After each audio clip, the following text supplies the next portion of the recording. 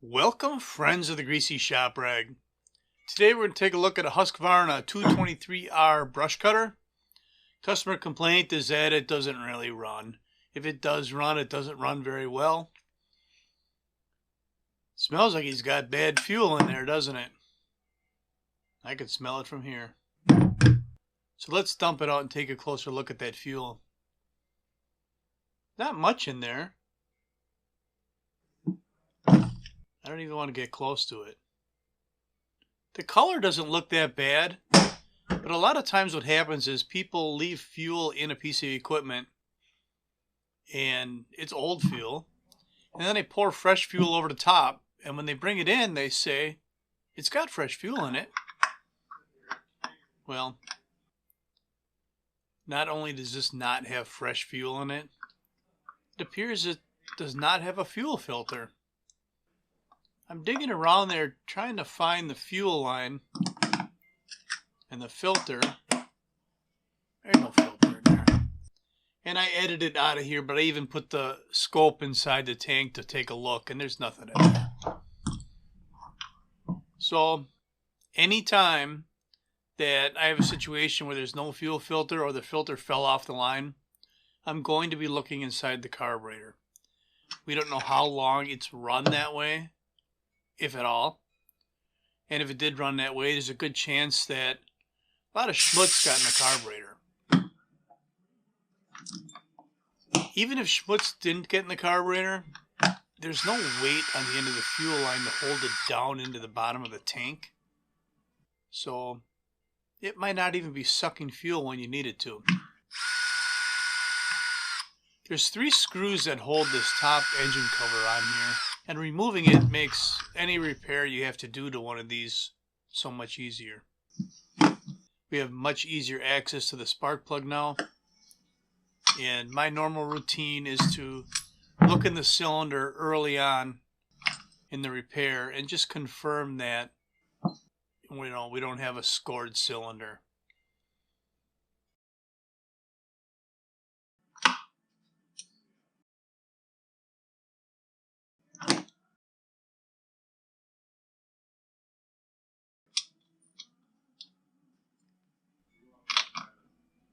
Alright, so we like the way the cylinder looked. We like the way the spark plug looked, or at least it's good enough to put back in here. I was just looking at the ID tag, the model tag, and checking the year, and I think it said this was a 2015 model. Alright, I want to access the carburetor. This air filter base, the white plastic piece, there's 3 screws holding it on. You saw me take the one out of the top, and now I'm taking the 2 out of the front that run through the carburetor. There, we got that off of there. Now you got your fuel lines. There's a gasket, and you still got a throttle wire hanging on there. Look at that fuel line. Part of it feels really good. The other part don't look so good at all, does it? Let's remove that Z-bend throttle cable. Nope, first we're going to get the fuel line off the primer bulb. So this short one is one that pulls fuel through the carburetor. Here's our throttle cable. And we have harvested one carburetor.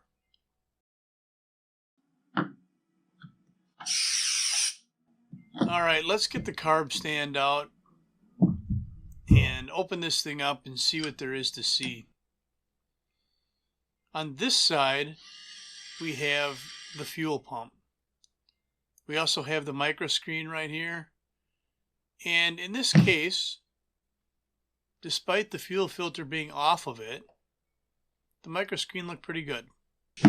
So it's possible that it just sat in old fuel for so long and the line, got spongy and the filter fell off, something like that.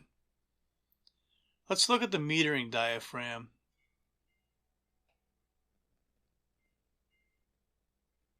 The metering diaphragm's, it's not like potato chip stiff, but it's stiff. It holds a memory, and if it can't move freely or if it's holding against the metering lever, we could have problems with fuel delivery. So we're taking a look. It's a Zama C1Q EL something or other.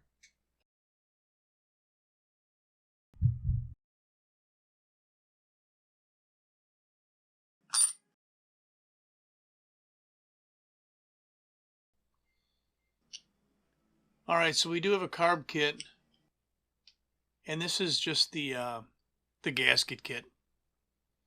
So that first piece I put down was the fuel pump, and now it's gasket.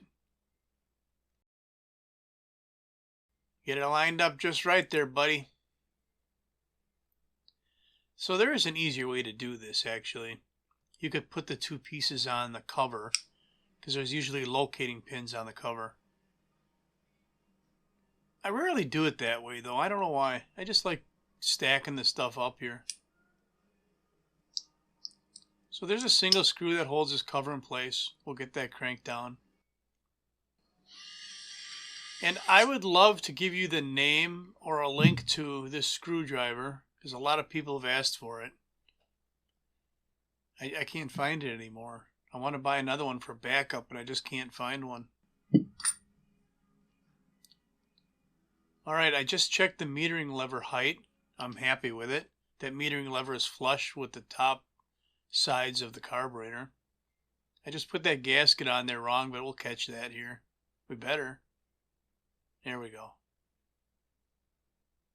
Funny how I saw it here, but I didn't see it when I was doing it. What are we doing? There we go. Fumbling around looking for the metering chamber cover.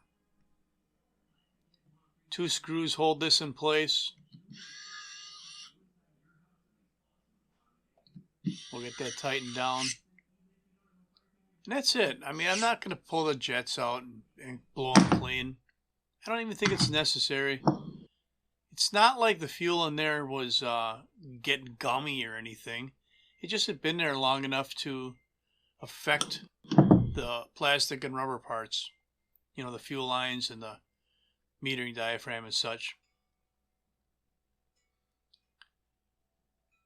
So we're going to put new fuel lines on here, and there are rubber grommets on the top of the tank. So we did cut a taper on the end of the fuel line and push it through the top of the tank. And now I'm pulling it all the way out the filler hole, flush cutting it, and putting a new fuel filter on here. So this short line, let's get this lined up here. We're going to trim this line to length and then use the leftover line there to create, to make the short line.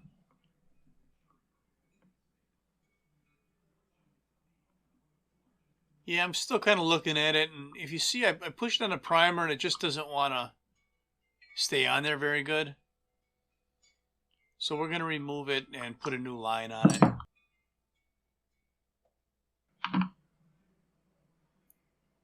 And we can use that line to measure the length of our new line.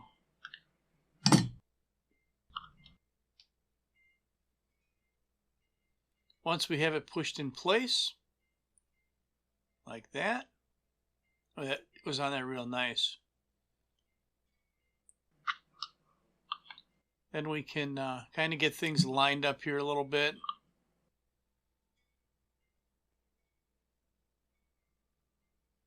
And the line looks a little bit long. I guess I'm going to leave that. We'll route our throttle cable behind that line and put the Z-bend in the linkage on the side of the carburetor. I'm going to put this used gasket back on, but I'm going to ensure that I put it on the same way it came off, so that any wear or indentions or anything like that go in the same spot. I don't know how important that is, but that's just the way I do it. Should I have put a new gasket on there? Yeah, sure, why not? A lot of times I don't use a new gasket, and I mean, I rarely have problems with those gaskets unless they have been soaked and they come off real spongy or soft or something. If they feel fairly normal, then I reuse them. I mean, it's just a gasket. So we have the carburetor tightened down, pulled on the throttle there, checking the function check. It looks like it works good. The high speed for the choke works. And what are we going to do? Oh, we're going to just take some of that slack out of the one fuel line.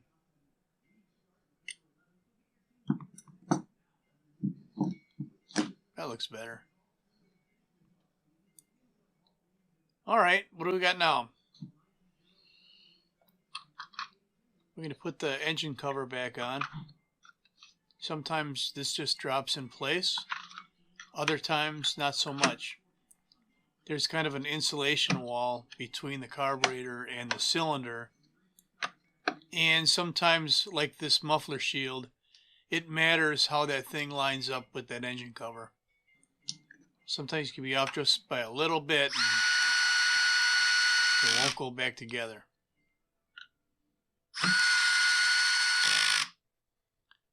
So we'll crank these 3 screws down here. That's the wrong screw. There we go. All right, that looks good. Our air filter looked like it was in decent shape, so we'll reuse that. We'll get some fuel in here and then we'll see if it's going to start. And if it does start, then that's all I'm going to have for you on Husqvarna 223R brush cutter that needed a little bit of fuel system maintenance. Thanks for watching. Later.